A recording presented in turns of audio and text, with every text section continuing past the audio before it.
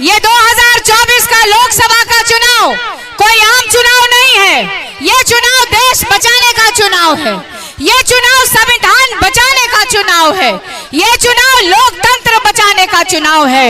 अगर आप और हम आज शायद चूक जाएंगे तो ये लोग इस देश में अगला चुनाव भी नहीं होने देंगे। एक तरफ आप लोगों ने देखा है कि 10 वर्षों से इस देश के प्रधानमंत्री किस तरह से झूठे वादे पे वादे करते आए हैं।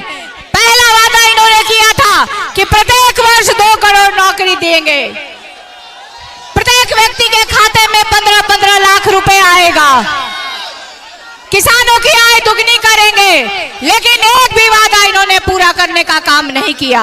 वहीं अगर सबसे ज्यादा किसी को ठगा गया तो वो हमारा बिहार राज्य है। बिहार राज्य को कहा गया कि विशेष राज्य का दर्जा मिलेगा, स्पेशल पैकेज मिलेगा।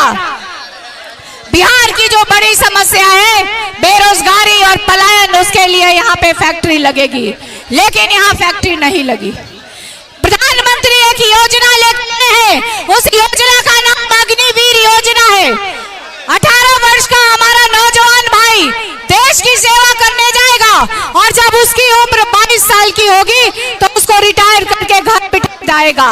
और इस देश का दुर्भाग्य देखिए कि 75 वर्ष के हमारे प्रधानमंत्री 10 वर्षों से इस देश पे राज कर रहे हैं और एक बार और उनको मौका चाहिए।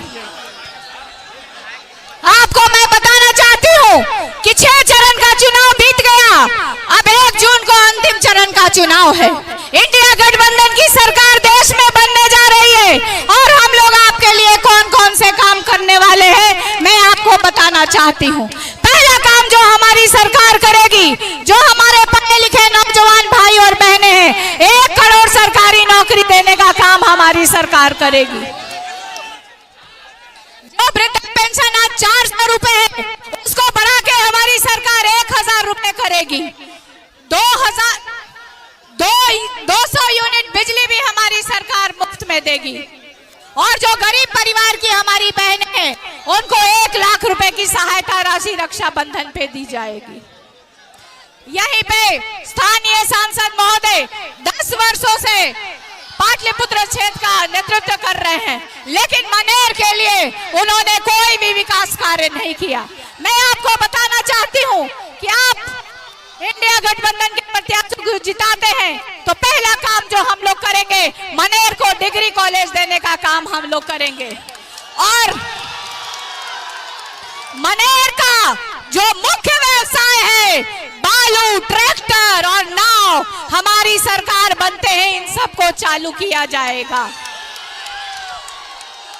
एक तरफ आपने देखा कि 2020 के विधानसभा में तेजस्वी ने जो वादा किया बिहार के बेरोजगार नौजवान भाइयों से, और उनको मौका मिला 17 महीनों में उन्होंने, जो इस देश के इतिहास में नहीं हुआ, 5 लाख सरकारी नौकरी देने का काम किया है।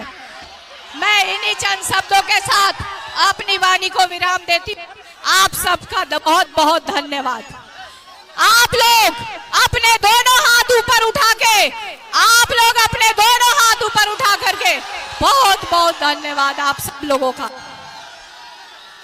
एक बात मैं आप मनेर की जनता से कहना चाहती हूँ कि आज आप लोग मनेर के चुनावी सभा में प्रतिपक्ष के नेता तेजस्वी यादव को सुनने आए, लेकिन वो दिन दूर नहीं है। 2025 के मुख्यमंत्री बनने वाले हैं तेजस्वी यादव। आप सब लोग के बीच अब किसको बुलाइएगा?